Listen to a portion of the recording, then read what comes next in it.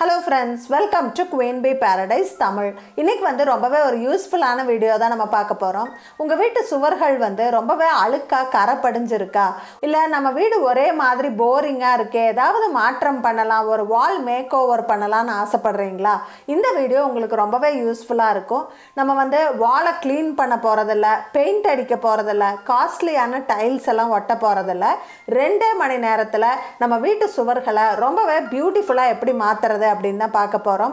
வீட்டையே ரொம்ப அழகாக்கக்கூடிய அந்த சேஞ்சஸை எப்படி பண்றதுன்னு நான் ஸ்டெப் பை ஸ்டெப்பா இந்த வீடியோல சொல்லியிருக்கேன். ஸோ வீடியோவை ஸ்கிப் பண்ணாம முழுசா பாருங்க. இந்த மாதிரி யூஸ்ஃபுல் வீடியோஸ் பார்க்கறதுக்கு நம்ம சேனலை சப்ஸ்கிரைப் பண்ணிட்டு கூடவே அந்த பெல் பட்டனையும் கிளிக் பண்ணிருங்க.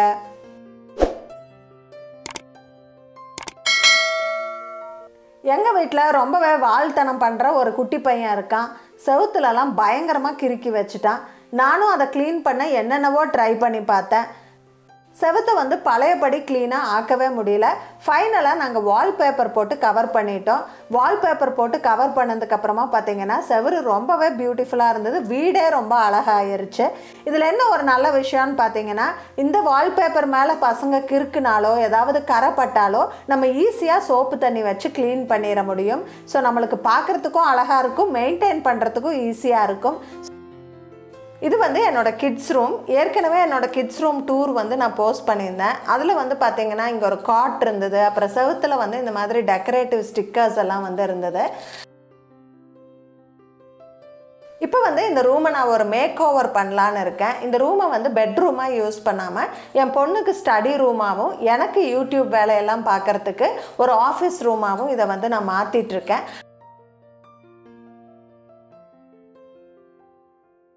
அதுக்கு ஃபர்ஸ்ட் ஸ்டெப்பாக நான் வந்து இந்த செவத்தில் வால்பேப்பர் போட போகிறேன். இந்த செவத்தில் பார்த்தீங்கன்னா ஒரு பீம் இருக்குது, லைட் ஹோல்டர் இருக்குது, ஸ்விட்ச் போர்டு இருக்குது. ஸோ இதை எல்லாமும் எப்படி கவர் பண்ணுறது அப்படின்னு பார்க்கலாம். அதுக்கு வந்து நான் இந்த மாதிரி ஒரு ஸ்டோன் பேட்டர்னில் தான் வந்து வால்பேப்பர் வாங்கி வச்சுருக்கேன். ஒவ்வொன்றும் பார்த்தீங்கன்னா 10 மீட்டர்ஸ் லென்த் இருக்குது. ஸோ இப்போ இதை எப்படி ஒட்டுறதுன்னு பார்க்கலாமாங்க. எனக்கு வந்து ஹைட் பத்தலை, அதனால் என் ஹஸ்பண்ட் தான் வந்து ஒட்டி கொடுக்குறாரு. ஸோ ஃபஸ்ட்டு வந்து பார்த்தீங்கன்னா வால்பேப்பரை கரெக்டாக ப்ளேஸ் பண்ணிவிட்டு அது நகராமல் இருக்கிறதுக்கு வேண்டி இந்த மாஸ்கிங் டேப் போட்டு நம்ம ஒட்டிக்கணும். ஸோ இது வந்து ஒரு 2-3 ஸ்ட்ரிப்பு கொஞ்சம் நீளமாக போட்டு ஒட்டிக்கலாம். எதுக்காக நம்ம மாஸ்கிங் டேப் ஒட்டுறோன்னா அது எடுக்கும்போது இந்த வால்பேப்பர்லாம் கிழிஞ்சு வராது, வால்லையும் எந்த டேமேஜும் ஆகாது. அதுக்கு வேண்டி தான் மாஸ்கிங் டேப் யூஸ் பண்ணுறோம். இது வந்து செல்ஃப் அடிசிவ் வால்பேப்பர், அதாவது இதுக்கு நம்ம எக்ஸ்ட்ராவாக கம் எல்லாம் எதுவும் போட்டு ஒட்ட தேவையில்லை, அதுலேயே கம் இருக்கும். ஸோ பின்னாடி இருக்கிற பேப்பரை எடுத்துட்டு நம்ம வந்து அப்படியே ஸ்டிக் பண்ணிக்கலாம்.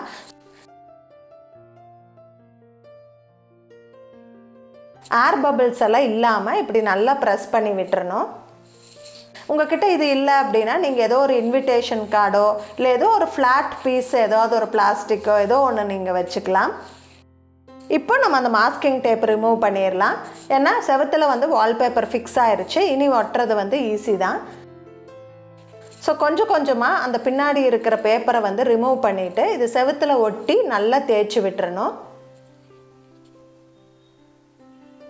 இப்போ இதை அப்படியே கொண்டு வந்து அந்த பீம் முடிகிற இடத்துலையும் வந்து நல்லா அழுத்தி விட்டுறலாம்.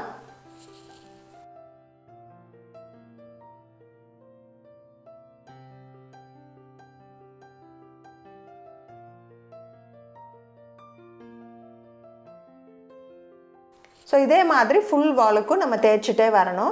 இப்போ வந்து பார்த்திங்கன்னா நம்ம மேலே இருந்து அந்த ஒயிட் பேப்பரை உரிச்சிட்டே வந்தோம் இல்லைங்களா, அது வந்து நிறைய சேர்ந்துக்குச்சு. ஃபஸ்ட்டு அதை கட் பண்ணிடலாம். நம்ம வந்து கபோர்டில் ஷெல்ஃப் லைனரெல்லாம் இந்த பேப்பரை யூஸ் பண்ணிக்கலாம். நல்லா திக்காக இருக்கும், ஈஸியாக கிழிஞ்சு வராது. அதுக்காக என் ஹஸ்பண்ட் வந்து ரோல் பண்ணிகிட்ருக்காரு. ஸோ இதை ரோல் பண்ணி எடுத்து வச்சுக்கலாம். இப்போ வந்து இந்த வாலோட எண்டுக்கு வந்துட்டோம். நம்ம வந்து தேவையான அளவு வால்பேப்பரை இப்படி அந்த ரோல்லேருந்து கட் பண்ணிக்கலாம். இப்போ மீதி இருக்கிற அந்த ஒயிட் பேப்பரை உரித்து எடுத்துட்டு நம்ம வந்து நீட்டாக இப்படி ப்ரெஸ் பண்ணி விட்டுறலாம். ஸோ ஃபுல்லாக வந்து நம்ம தேய்ச்சிடணும். அப்போ தான் வந்து ஏர் பபிள்ஸு சுருக்கமெல்லாம் இல்லாமல் நம்மளுக்கு நீட் ஃபினிஷ் கிடைக்கும். பாருங்கள், இது வந்து ரிமூவபிள் வால்பேப்பர் தான். இன்கேஸ் நீங்கள் வந்து கொஞ்சம் தப்பாக ஒட்டிட்டீங்க அப்படின்னா உடனே உரிச்சிங்கன்னா அது வந்து நீட்டாக வந்துடும், நம்ம திருப்பி ஒட்டிக்கலாம். இப்போ ஒரு ரோ வந்து ஒட்டியாச்சு. இப்போ அதே மாதிரி நெக்ஸ்ட் ரோ நம்ம ஒட்டலாம். பேப்பரை ப்ளேஸ் பண்ணிவிட்டு மாஸ்கிங் டேப் போட்டுட்டு அதுக்கப்புறம் பின்னாடி இருக்கிற ஒயிட் ஷீட்டை உரிச்சிட்டு நம்ம வந்து செவுத்தில் ப்ளேஸ் பண்ணிடலாம்.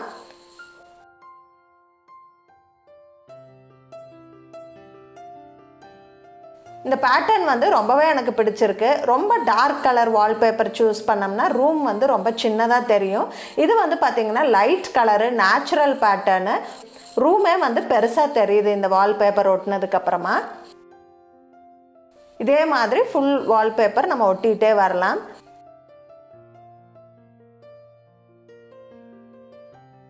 இப்போ பார்த்திங்கன்னா 3 ரோ ஒட்டியாச்சு. இப்போ வந்து பார்த்திங்கன்னா இந்த லைட் ஹோல்டரை வந்து நம்ம எப்படி கவர் பண்ணுறது அப்படின்னு பார்க்கலாம். நீங்கள் வந்து ஃபஸ்ட்டே லைட் ஹோல்டரெல்லாம் ஓப்பன் பண்ணிவிட்டு கூட ஒட்ட ஆரம்பிக்கலாம். ஆனால் நாங்கள் வந்து அப்படியே ஒட்ட ஆரம்பிச்சிட்டோம். அதுக்கப்புறமா இந்த லைட் ஹோல்டரோட அந்த மேல் கவரை வந்து ஓப்பன் பண்ணிட்டோம். அதுக்கப்புறம் இதையும் வந்து இப்படி ஸ்க்ரூ ஓப்பன் பண்ணால் இப்படி வந்துடும். இந்த மாதிரி வந்ததுக்கப்புறமா நம்ம என்ன பண்ணலாம் அப்படின்னா வால்பேப்பரை மேலே வச்சு இப்படி ப்ரெஸ் பண்ணோம்னா அந்த ரவுண்டோட அச்சு வந்து நம்மளுக்கு அப்படியே தெரியும். அந்த எக்ஸாக்ட் ரவுண்டோட அளவு கட் பண்ணாமல் கொஞ்சம் உள் சைடு வர்ற மாதிரி சின்ன ரவுண்டாக நம்ம கட் பண்ணிட்டோம் அப்படின்னா நம்மளுக்கு வந்து மறுபடியும் ஃபிக்ஸ் பண்ணும்போது நீட் லுக்காக இருக்கும். இப்போ பண்ணலாம் பாருங்கள். இப்போ வந்து உள்ளே அந்த வயர் கொண்டுட்டு வந்துடலாம். கொண்டு வந்துட்டு இப்போ வந்து நல்லா ப்ரெஸ் பண்ணி விட்டுட்டு மறுபடியும் ஸ்க்ரூ போட்டு இதை ஃபிக்ஸ் பண்ணிடலாம். மேலே இருக்க கவரும் வந்து ஃபிக்ஸ் பண்ணிடலாம். பாருங்கள் லைட் ஹோல்டர் வந்து நீட்டாக ஃபிக்ஸ் ஆயிருச்சு. ஆனால் அந்த ரவுண்டு கிழிக்கும் போது கொஞ்சம் கீழே எக்ஸ்ட்ரா கிழிச்சிருச்சு. அதை வந்து நம்ம பேட்ச் பண்ணிக்கலாம்.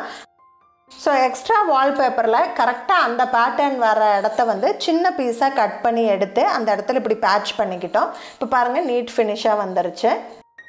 இப்போ வந்து ஸ்விட்ச் போர்டு எப்படி ஒட்டுறதுன்னு பார்க்கலாம்.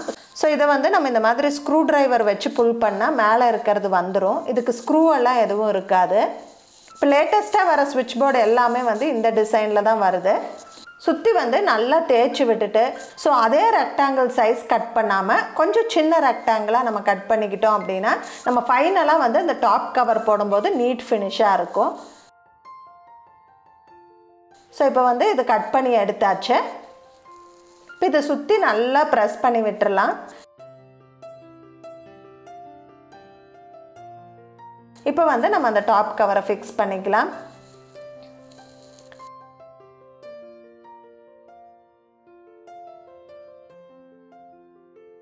ஸோ அவ்வளோதான். இப்போ ஃபுல் வாலும் வந்து நம்ம கவர் பண்ணிட்டோம்.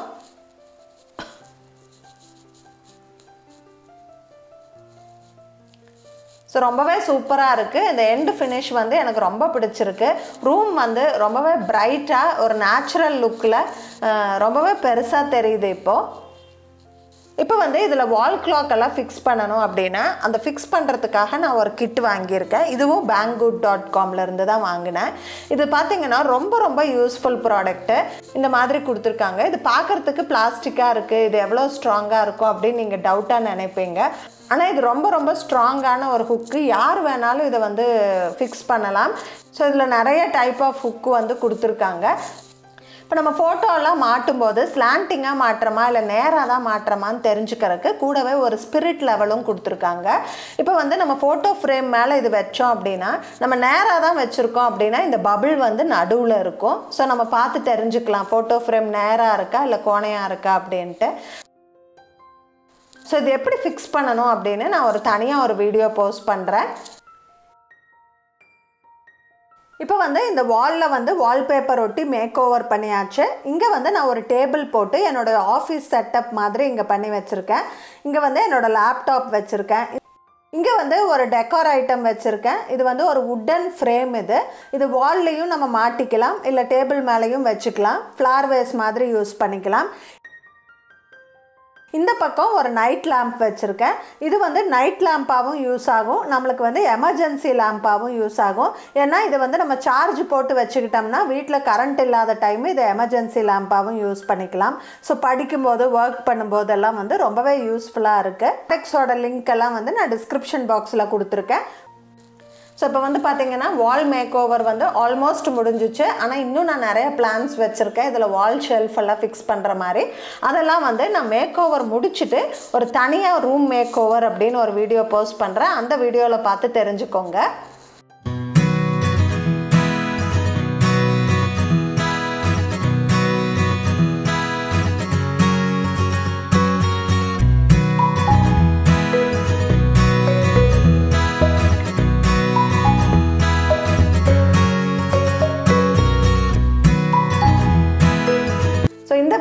உங்களுக்கு ரொம்பவே பிடிச்சிருக்கும்னு நினைக்கிறேன். இந்த வீடியோலேருந்து உங்களுக்கு நிறைய நியூ ஐடியாஸ் கிடச்சிருக்குன்னு நினைக்கிறேன். இந்த வீடியோ பிடிச்சிருந்தா எனக்கு ஒரு லைக் கொடுங்க, உங்கள் ஃப்ரெண்ட்ஸ் அண்ட் ஃபேமிலி கூட ஷேர் பண்ணிக்கோங்க. மறக்காமல் நம்ம குயின் பி பேரடைஸ் தமிழ் சேனலை சப்ஸ்கிரைப் பண்ணிடுங்க. தேங்க்ஸ் ஃபார் வாட்சிங். Bye by.